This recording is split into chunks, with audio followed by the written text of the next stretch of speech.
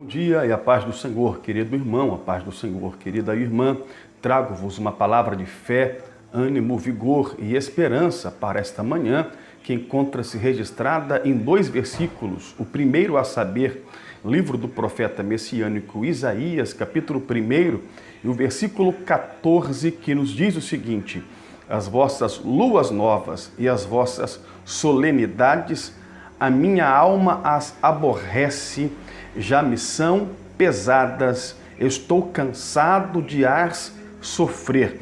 As vossas luas novas e as vossas solenidades, a minha alma as aborrece. Agora, Apocalipse capítulo 13, versículo 8, a última parte deste versículo, que nos diz o seguinte: a santa e gloriosa palavra do Senhor.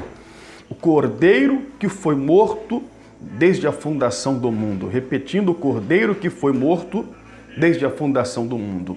Ora, amados e amadas em Cristo Jesus, é sabido que o nosso pecado, o pecado do homem, faz divisão entre o homem e Deus, entre a criatura e o Criador. A palavra do Senhor vai afirmar isso aí no livro de Isaías, capítulo 59, dizendo que o vosso pecado faz divisão entre vós e o vosso Deus. Davi vai dizer no Salmo 51 que em pecado fui formado e em pecado a minha mãe me concebeu, ou seja, quando eu nasci eu herdei a natureza adâmica, melhor dizendo, uma natureza pecadora. Todavia o sangue de Cristo Jesus nos purifica de todo o pecado. Amados, antigamente, no Antigo Testamento, quando alguém pecava, deveria trazer a Deus em sacrifício um animal de sua propriedade, melhor dizendo, e este animal seria oferecido no lugar do ofertante. O ofertante o pecador colocaria sua mão sobre a cabeça do animal, transferindo simbolicamente a sua culpa, o seu erro para o animal, e aquele animal morreria no lugar do ofertante, no lugar do pecador. O sangue do animal descia sobre o altar e Deus então perdoava o pecado daquele pecador. Todavia, Deus vai falar em Isaías capítulo 1, versículo 14, que estava já cansado das luas novas, das festas solenes. Entre as festas solenes estavam as 3 festas anuais, Páscoa, Pentecostes e Tabernáculo, e no meio da festa de Tabernáculo estava o dia da expiação, que era todo o 10º dia do mês Etanim ou Tisri, aonde o sumo sacerdote entrava no Santo dos Santos e uma vez por ano oferecia sacrifício a Deus por ele, pela sua família e depois por todo o povo de Israel. Todavia, eram sacrifícios inócuos que perderam a sua utilidade, que perderam o seu efeito, pois não havia mais arrependimento no meio do povo. O povo já pecava sem arrependimento algum, era só pecar, trazer um animal, que então o seu pecado seria extirpado, expurgado e perdoado por Deus. Esse sacrifício tornou-se sem valia então para Deus.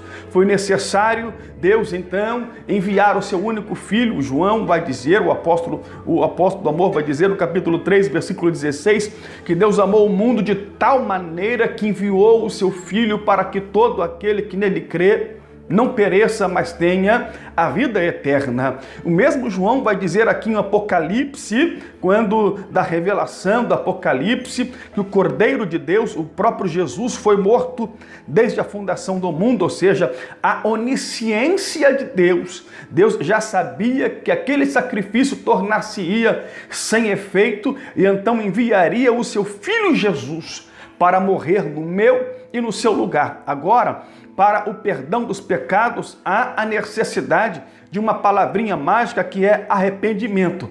Quando nós nos arrependemos dos atos pecaminosos que praticamos contra a santidade de Deus, Ele então nos perdoa. Nenhum animal morre mais em nosso lugar. Hoje somos nós que temos entrada eterna até Deus, e esta entrada nos foi facultada por Jesus em sua morte vicária na cruz do Calvário, e o apóstolo Paulo vai afirmar isso aí em Filipenses capítulo 2, no versículo 5 em diante, que vai dizer: de sorte que haja em vós o mesmo sentimento que houve em Cristo, que sendo em forma de Deus, tomou a si mesmo, se esvaziou, que sendo em forma de Deus, não teve por usurpação o ser igual a Deus, mas a si mesmo se esvaziou, tomando a forma de servo, no grego aqui doulos, servo, fazendo-se semelhante aos homens,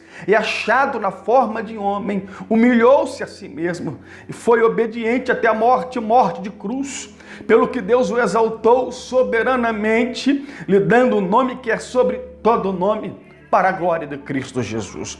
Amados e amadas em Cristo Jesus, Jesus teve que vir e padecer no meu e no seu lugar. Isaías vai dizer: o castigo que nos traz a paz estava sobre ele, e pelas suas pisaduras nós somos sarados. Este é o verdadeiro sentido do Natal. Hoje, dia de Natal, eu quero felicitar a todos os amados irmãos, eles desejaram um Feliz Natal, um Natal de bênçãos, para a glória de Jesus, e dizer que o verdadeiro sentido do Natal é este: não é presentes, não é troca de presentes, não é, aleluia, não é comilanças, não é glutonarias, não é ceias fartas de Natal. Este não é o verdadeiro sentido do Natal, nem estrela, nem outro qualquer brinquedo foi o verdadeiro sentido do Natal, mas o verdadeiro sentido do Natal é este: Deus amou o mundo de tal maneira que enviou o seu Filho para que morresse no meu e no seu lugar, como diz aqui Filipenses 2, do 5 ao 11,